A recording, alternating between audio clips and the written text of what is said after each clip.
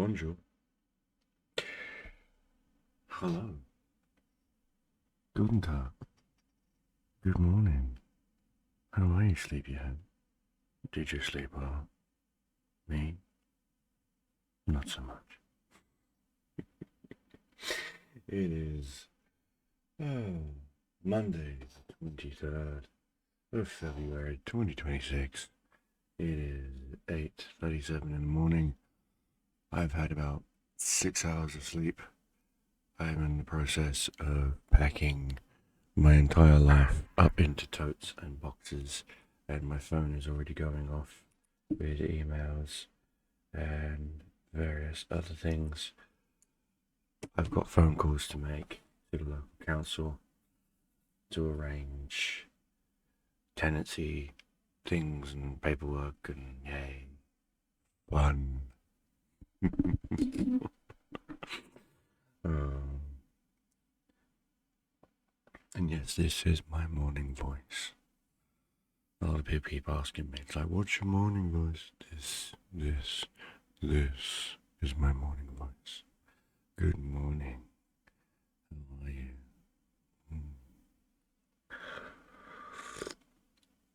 Again, people also turn around and say to me, especially my girlfriend, is like, send me a voicemail message. So I'm like, okay. So in the mornings, I send her a voicemail message. Because apparently this voice does it for her. I don't get it. But then again, oh, and yes, I did find my Just Listen, You're an Idiot t-shirt. It was hiding. I haven't worn this t-shirt in 3 years, 4 years. It was hiding in my chest of drawers. Ooh.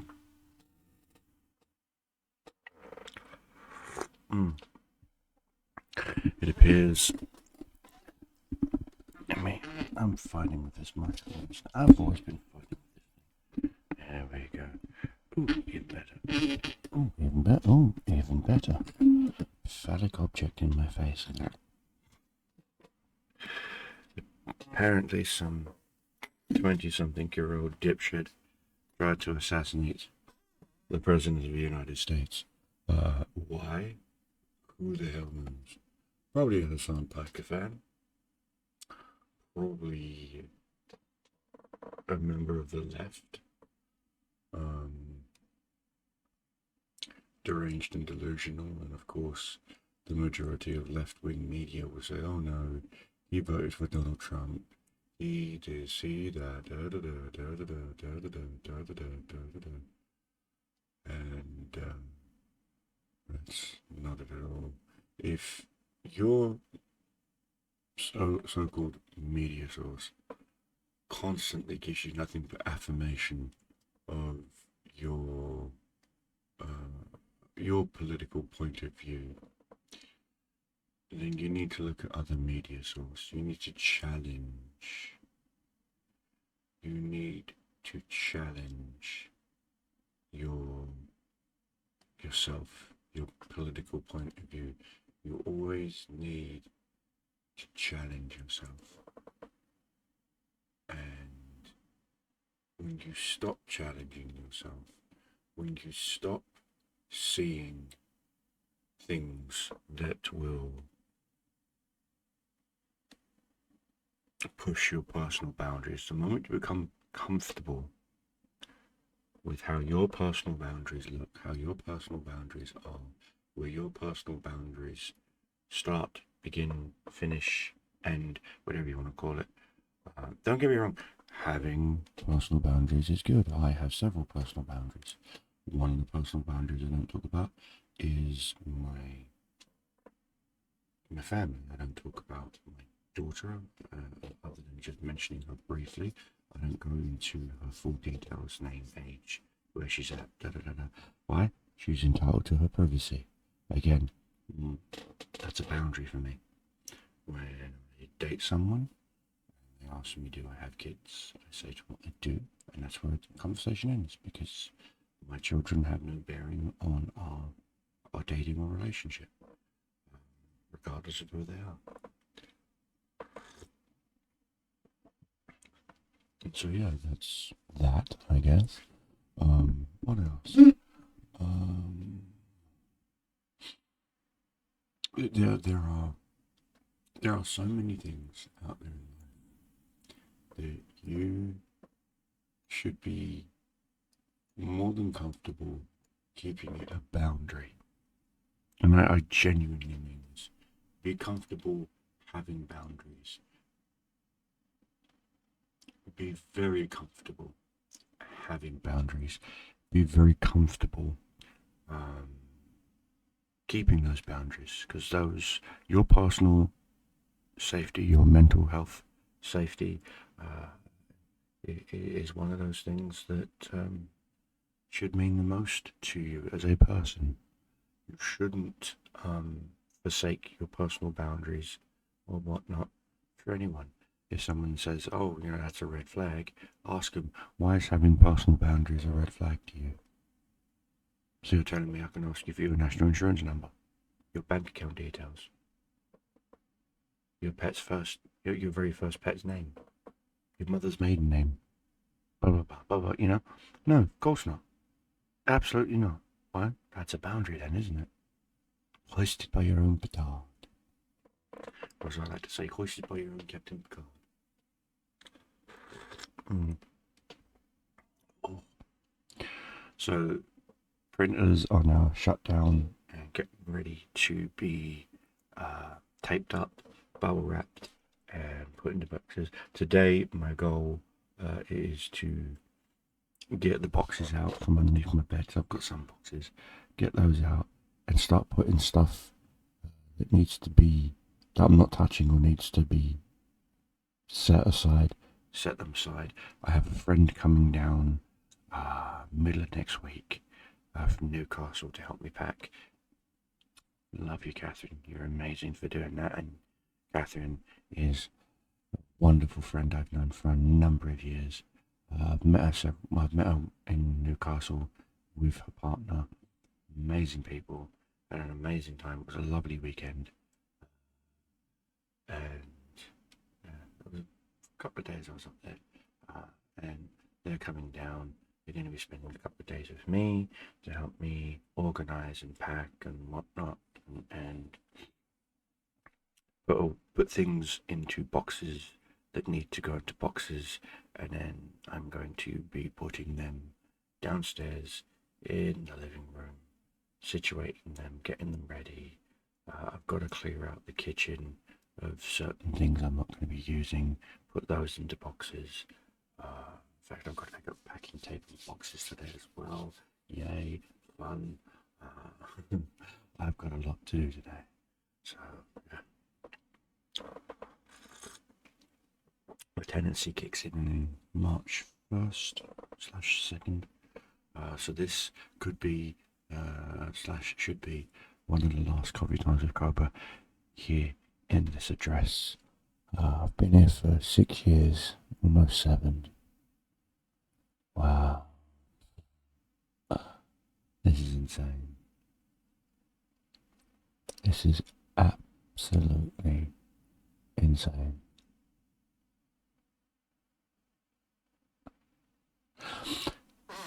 When I got back here in 2019, I moved immediately out of London because London's a shithole, and it is a shithole.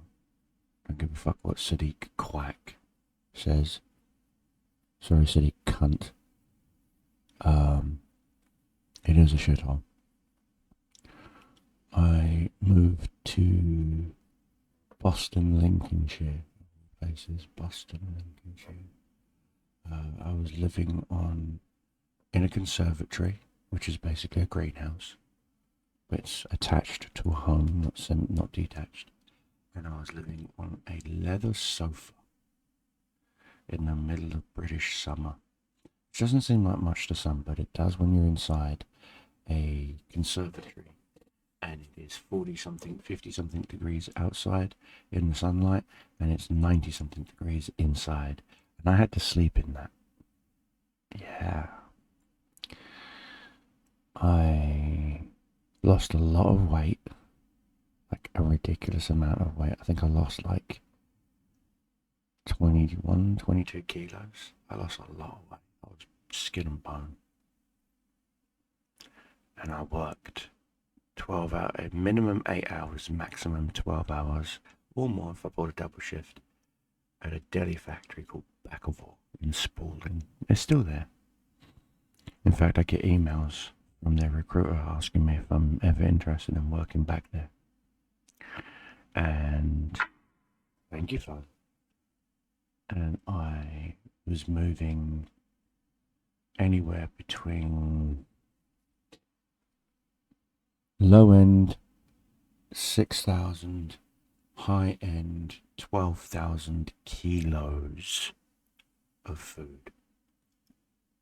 From cold storage to veg prep to meal prep to tins, from tins to that's in low care, then into high care. When I went into high care, I was either put on line 8 or line 7, no, line 8 or line 9, sorry, or I was sent to rotisseries. Rotisseries is the big machines that cook all the food in big batches. And what that consists of is my shift will start at 6. I'll go into low care. I'll put on the appropriate clothing and safety equipment. I will start having forklifts bring pallets of food in. I then designate what sections they go to. Chickpeas there, sprouts there, bell peppers here, peas there, etc., etc., etc., etc. Put them there. Look at the call list, and I found an old call list in one of my boxes, and it would be like they need 413 kilos of chickpeas. Okay. Now each tin of chickpeas is 1 kilo. They need 427 tins of chickpeas, counting in for spillage, accidents, things of that nature, or underflow, overflow. It is always a 1% underflow, overflow. And I would literally get it down to the exact tin that they need. Now they, on high care, on the other side of the screen, would have a list saying that they need 20 tins of this, 10 tins of that, 100 tins of this. And I would tell them, no, you need this. And so I'll put it up to the glass and tell them, this is my calculations. And they would look at it, the line manager would look at it, he'd sit there with a pen, and he'd like, write stuff down. It's like, 35 tins, question mark? I'm like, 4 tins for spillage over, and they're like, great. And we'd adjust it on the fly, and then I'd push them through the washer. Now that's a machine that uses high pressure water and a decontaminant system to decontaminate the tins and whatnot. Then they get the tins they put through, pushed to a conveyor belt, goes up, gets stamped, lid comes off, pushed through, human dump into a sifting machine. Sifting machine separates the food from the brine or whatever it is that it comes shipped in. Then it goes to the wash station. They get washed. Then they go back into a big, huge metal dump container. And then that gets pushed off into cold storage. Tagged, pushed off into cold storage. While it's in cold storage, that's when cooks in Risco, that's what I'm saying to you, in Risco, they then get a cooking list. And if it says you need salt, pepper, this, that, they have to go get that. They have to go get all the ingredients, put them all in this great big thing, and they set them all up, line them all up like a conveyor belt outside Risco. So while I'm moving the tins, they're setting up my next line of work to do. That's if I'm going to Risco's. If I'm going to line 8 or line 9, I'm on the assembly line, which means I'm putting together. If you've ever gone to Morrison's, Tesco's,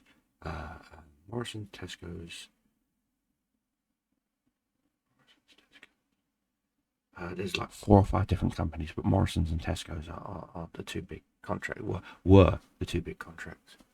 I'm not telling you anything that's NDA, but we put together all the sandwiches and the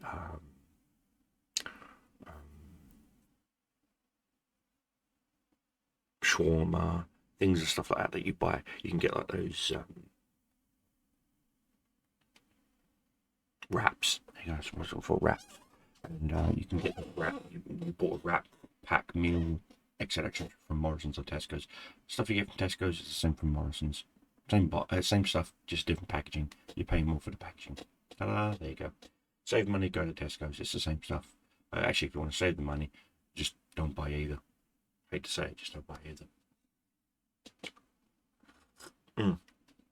So they'd become, and it'd be like 20 of us on a line. One person does this, puts the cheese, then one does the meat, one does this, one does that. Next line, then you've got the rollers. Next, I can literally do this in my sleep like this. I'm literally rolling. I'm literally doing them right now. I'm not looking right at you. I remember everything. I remember how to do them all. Stack them up into a stack of 18. Move them along to the cutter. Cutter puts them on a board with a specific angle. It's literally idiot proof. They just have in wood shop, you used to have like these little jigs where you put the wood in and then the jig, and you put the hacksaw in, so you knew it was a 45-degree cut. Same thing. Jig, puts it in, slice, next, slice, next, slice, next, slice, next, slice, next, slice, next, and then it goes down the conveyor belt to the packers. Packers then took the two pieces of the wrap, put them in the package, fold the packaging, puts it through, and the machine grabs it, pinches it, seals it, stickers it, and puts it on the conveyor belt to the other end, where the person cues them up at a specific angle, so it goes through into the other low care section for packing and processing. That's when it goes onto the conveyor back in the other thing. And I did that too. Wasn't a big fan of packaging because each manager in each section did packing in their own way, and none of them ever did it in the correct way according to anyone. So if you're following Barry's rules, and Barry said you've got to do it like this, like this, like this, like this, yeah, okay, so you're doing it like that, out of nowhere another line manager will come up to you, Gary, and say, no, Barry's telling you how you're doing it wrong, you've got to do it like this. So you start following Gary, and then Barry tells you, what are you doing? You do it like this. And it's like, well, what, you two, who the fuck is in charge? 9 times out of 10, it usually came down to the fact that it was always two people arguing over who the fuck was in charge for that night. And so packing would get a backlog, which means the rest of the factory can't do shit. Packing has always been the issue. Packing will always be the issue. It's never cold storage, where I used to work. It's never veg prep, where I worked. It's never lines, where I worked. It's never Risco, where I worked. It's always and always has been packing. Okay? I'm telling you now. I'm telling you now, Ian. Yes, Ian.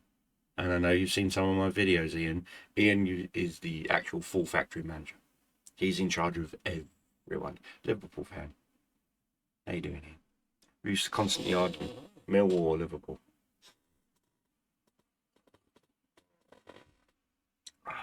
And yeah, that was fun. It was fun. And I did that for an entire year, no days off. Not my birthday, not Christmas, not New Year's. I worked every single day, 365 days. I worked non-stop. When the moment I got that job, from the day I started to the day I quit, was the exact same date, only a year different.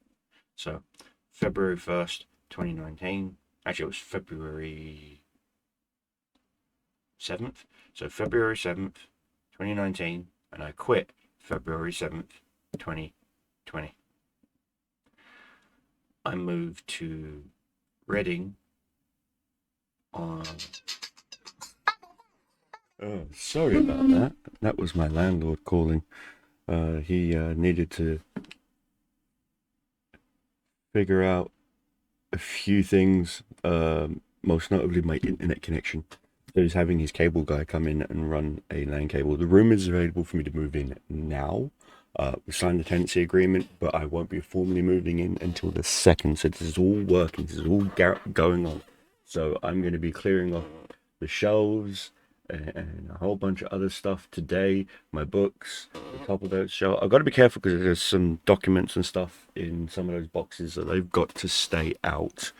But it looks like everything is a go. Yeep. I'm going to be picking up the keys to the place today in a couple of minutes. Actually, my landlord, like I said, he's on his way. So, oh, what's at Bakkavor? Yeah. So I worked at Bakkavor for an entire year, non-stop, start to finish.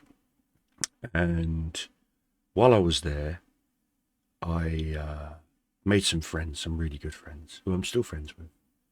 And she just recently had a baby. Congratulations, sweetheart. She's adorable. She's absolutely, oh god, this Bobby, and it's making me want one. I am brooding again, and my girlfriend is young enough, and she already has a child. She has a wonderful child, and I am brooding again, and I want more kids. And the problem is there are a lot of people out there who don't want kids, and it's a shame because we're dying as a species. We need children. I hate to say this, but we need children. And people are now seeing children as a financial burden more than a blessing from God. And that's what you should see it as. You should see it more as a blessing from God than a financial burden. Because at the end of the day, that's what they are. They are a blessing from God. When my girlfriend and my ex-girlfriend announced that my daughter was coming into the world, I'm not gonna lie, I was nervous as fuck. And I was like, "You fucking what, mate?" He goes, yeah. Having a baby. I was like, okay. And then the first thing she said to me was, "Do you not want it? Do you want me to have an abortion?" And I just stared at her. I literally just gave her this one specific look. I was just.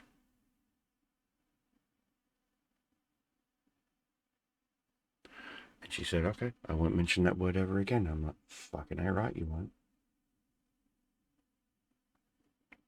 And we made it work. We made it work. My daughter was born, and my life still is amazing because of my daughter. Every time I talk about her, I smile. When my depression kicks in, and it does kick in a lot, especially lately, the stress of moving and stuff, I think of my daughter, and my stress goes away. So in many retrospects, my daughter is the one that's pretty much keeping me alive.